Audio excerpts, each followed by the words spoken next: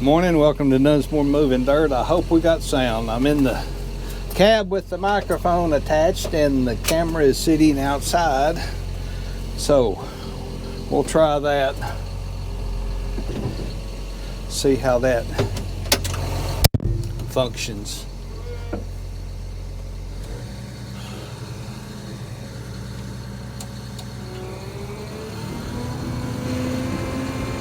Just moved into the next location where I'm going to dig a small pond, and I was going to dig the test hole this morning. This ground right here is about the same kind of soil that where I live, about 1.5 miles, and there's several ponds in the area, but you just got to watch.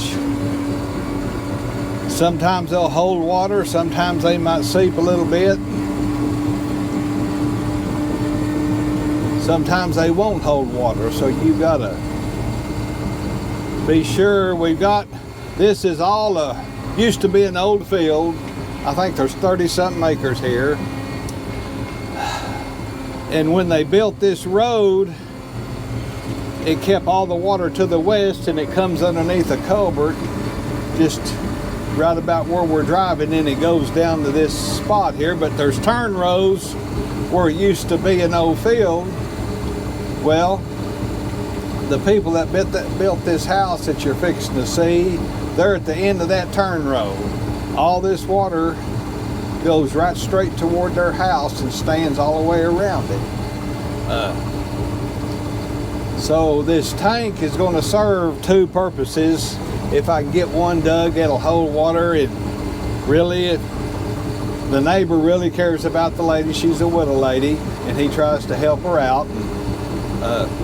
She's just, when they built that house, her husband passed away not long after they built the house, and it was built in a low area, and it's up against a runway for a little airport. And I'm thinking that not only do they get the water out of this pasture to her house, she gets drainage off of the barns and stuff, the hangars, which I can't help that, but I can help that water from coming right straight toward her house when it comes underneath the road. I may have to show you that later when I'm not in the dozer, but if I can catch the water that's coming toward her house in this pond, then when it spills, it's going to go the way we're headed away from her house. It might keep it from getting down there for a while, or it sure can't hurt nothing, and it should help it, because this tank will catch the water first off of this land instead of it going right straight toward her house. I'll aim the dozer that's her house right there, and that water comes right down the north side of this property and right to her house, and then comes around the other side, and you can see that looks like a bare dirt there. They've had that raised up trying to direct the water away from her house. So hopefully this will, if I can get a hole here that will benefit the landowner as far as holding water and give it a little bit of recreation type deal. They can put some fish in it. He don't have no livestock or nothing, but any property you got that has water on it, it just increases the value of the property. Whether it's a small lake, a pond, or anything, that's what people like to see on their property. So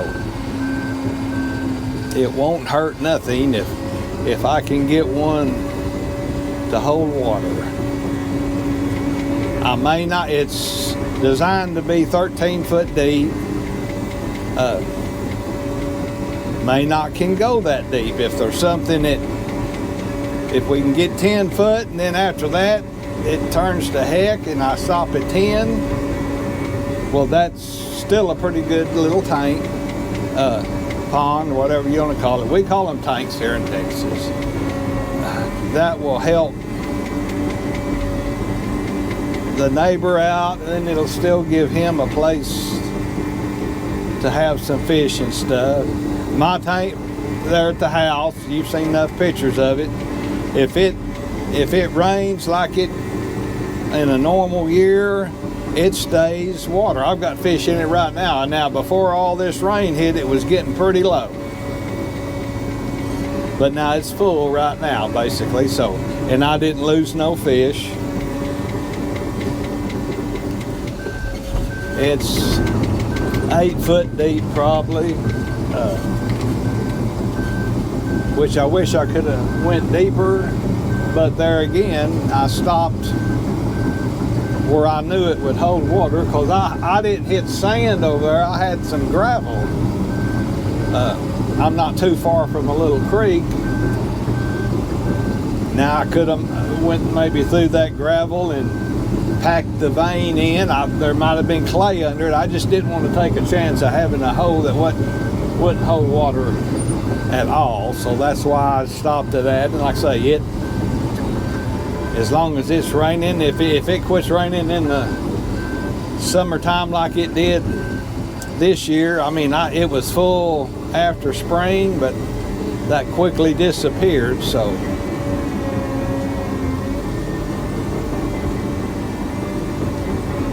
the top part of this ground's kind of a sandy loam, which I'm not worried about the top foot or two seeping out. I'm more worried about the bottom.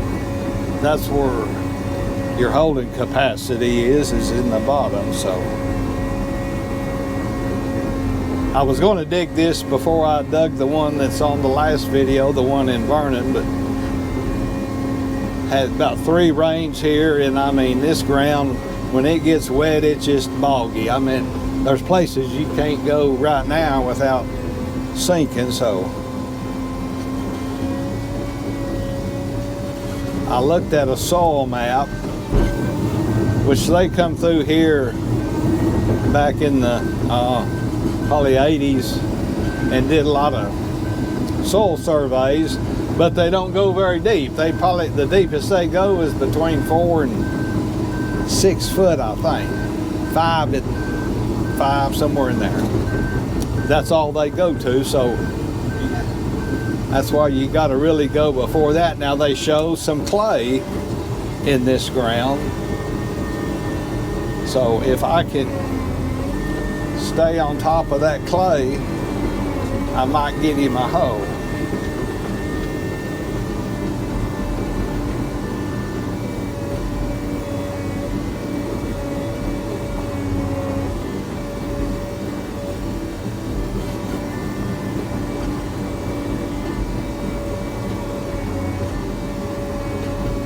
There's a lake probably on the north side of this place. It's not on this place, but it's this place borders up against it, and it's real iffy when you get next to that lake. There's so much silt washed into it. You dig through silt forever before you get to anything that might hold water. So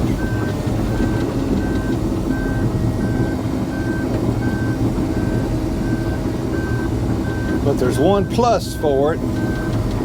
On the west side, on the north side, and probably, well, all the way around it except for where it's been cleared, there's real thick mesquite trees growing. And that's a sign that the ground gets wet, but mesquite trees don't like growing in water. So if there's water, usually there's not water close to the top of the ground.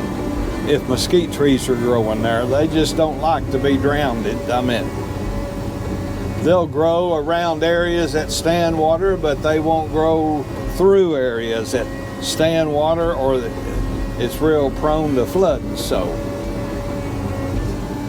they don't need a lot of water to survive. So that's one good thing. If this wasn't a plowed field, at one time it would be solid mesquite trees.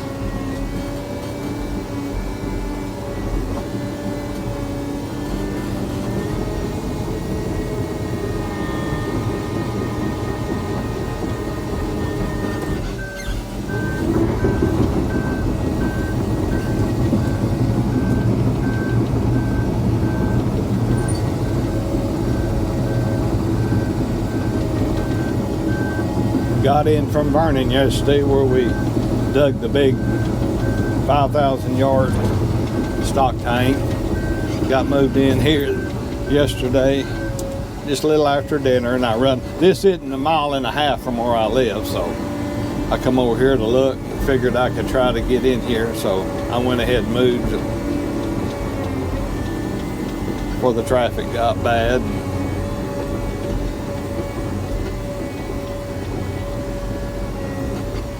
There's a lot of people that live in Wichita that work out toward this way. So 5 o'clock, and then you got school traffic come in.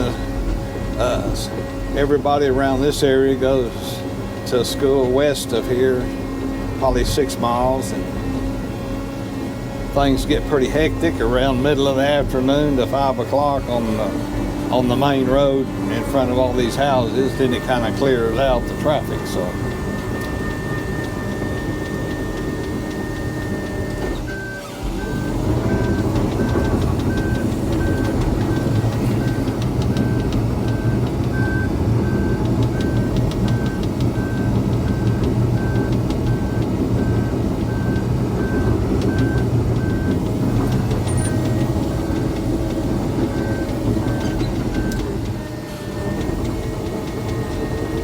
I had a soil probe when I come out here right after it rained and pushed it in the ground, and it went in the ground about 1.5 feet, real easy, and it was pretty wet, but then it hit pretty hard ground that I couldn't shove that probe through, so it shouldn't be wet all the way down. Right now it's pretty wet, but it's, like I say, I'm on the end where all the water drains, so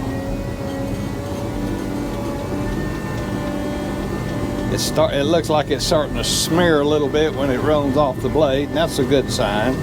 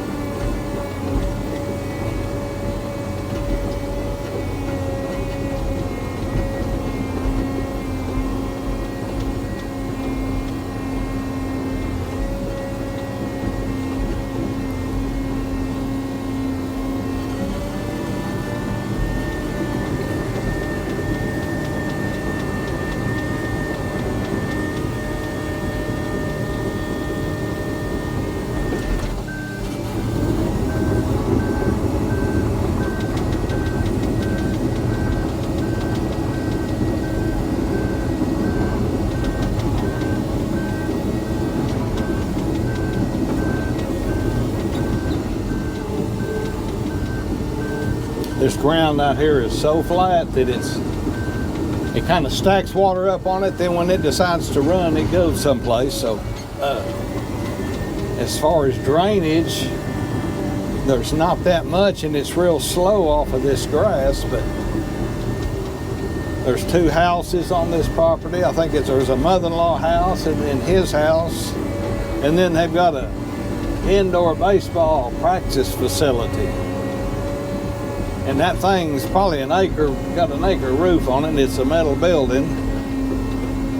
So all that drainage comes down here and goes underneath the road, and it'll come to this pond. So, and that water don't soak in. The only time it's going to soak in is coming from the road to the pond here, because as soon as it gets to the bar ditch, it starts running, and starts running pretty good. So he's not relying on just what falls on this grass to fill this pond. So I could have built a smaller one, but my thinking there is if he can get a pond that'll hold a lot of water, he hits in times when it don't rain, he'll still have quite a bit of water for his fish and stuff. You build a little old bitty pond that's going to not last very long. Then if it quits raining, it sure enough will get low. So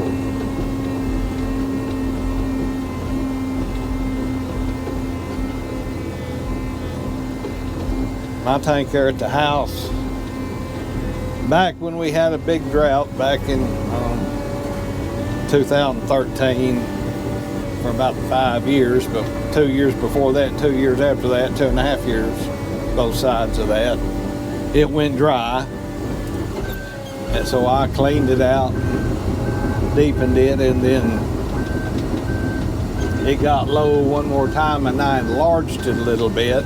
When it went dry, that's when I lost my fish back in 2013, and I restocked it when it filled up back up to 15, and it hadn't been dry since. But it has been low, but not low enough to have a fish kill in there. So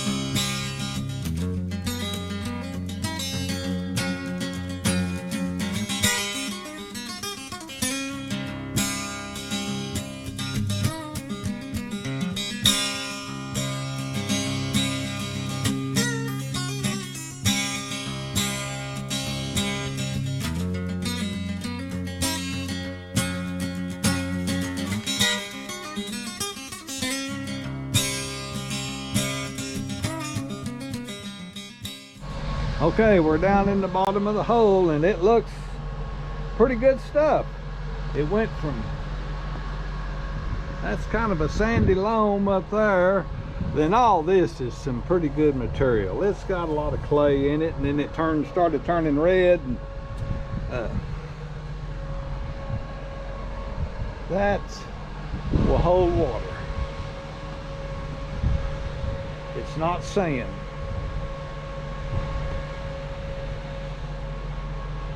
Looks pretty good. You can see the topsoil better over here. From here up is pretty much sandy loam, and then from there down you can see how it cuts slick. That's a sign it's got clay in there when it cuts slick like that.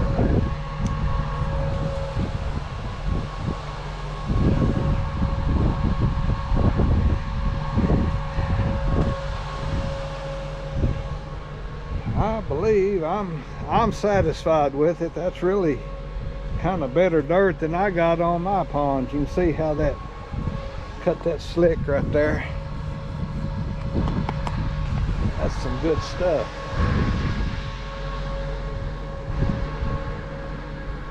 I know it's cold down here. That wind's a whooping down through this hole here. So anyway, I think I'll let the landowner know that I'm satisfied with it. And I think I'm gonna be able to get him a hole here. I'm probably pretty close to 10 foot deep. It's designed to go 13. If something happens and it gets worse than that, I can always stop at 10 and we'll just remeasure the tank. But from right now, what I see, I don't see why, unless it just changes in another 2 foot, which that's possible, you never know till you get down here. But that is good material there. So anyway, we'll proceed with clearing the rest of the topsoil out. Probably take me almost the rest of the day to get everything kind of peeled back and like we want it. But that's good topsoil. You can just see that. That's going to make it look good when I get finished, especially with that house being right over there. It won't look like a raw pile of dirt. So I believe that's a go. So thanks for watching. We'll set the camera up after a bit. I'm going to be peeling that topsoil off first, so that'll take quite a bit to do that, kind of get it all kind of laid out like I want it. So we'll let y'all see it later on. Thanks for watching. Bye. Welcome to Dunsmore Moving Dirt. Never got a chance to get back up just and show you some more, but I've got all the topsoil peeled off. I kind of worked around this pit, think the landowner might want to see it. So he come out yesterday and when he got off work, I guess, and looked at it and the pit and everything. But I'm going to fill that in this morning, and I'm tired of going around it. It's starting to be a little pain now, but I'm down to that good old tight brown dirt. Kind of got everything laid out. This dam where it's supposed to be, all the topsoil's in the back. So I'm going to set my camera up on the outside and leave the microphone on and start filling in this pit. So we'll let y'all see some of that. Bye.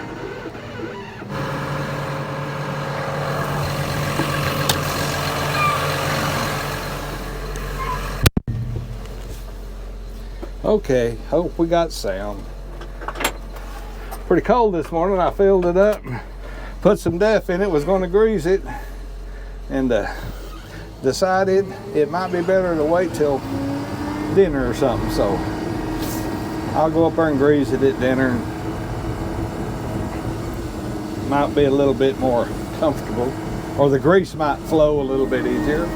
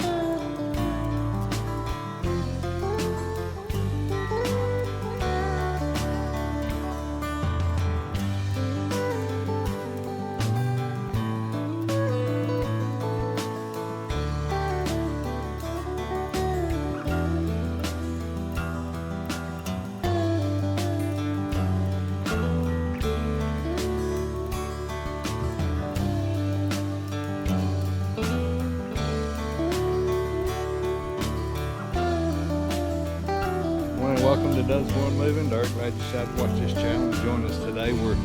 I got my depth on my hole yesterday, and I got the topsoil pushed on the backside of the dam. I'm going to be dressing that off this morning. I still like running the kicker for the spillway out that way, and then dressing that dirt off that I pushed in ways up there. I've got to tie that into that road where a culvert comes out, where the water will come down here and come off in the tank. So it kept getting wetter and wetter yesterday, and the bottom, I was just tearing it up, just backing up over it, and so I back drug some of it, thought it might help seal it off. I mean, when it gets full of water, it's going to seal off, but I stomped a hole right there in the middle and poured some water in there yesterday about dinner, and it's still got water in it this morning. So there's enough clay in that it's going to seal over. I mean,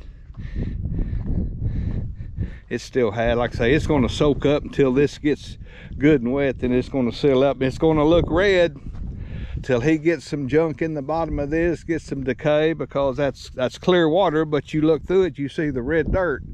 So that's what, when this thing's full, you're going to see the red dirt underneath it, and that's what makes that water red looking. So 13 foot deep, this side's the spillway over here. So I'm going to be dressing this topsoil off this morning and everything. So it's not too bad down here in the hole. It's out of the wind. The wind's out of the north this morning, pretty cool.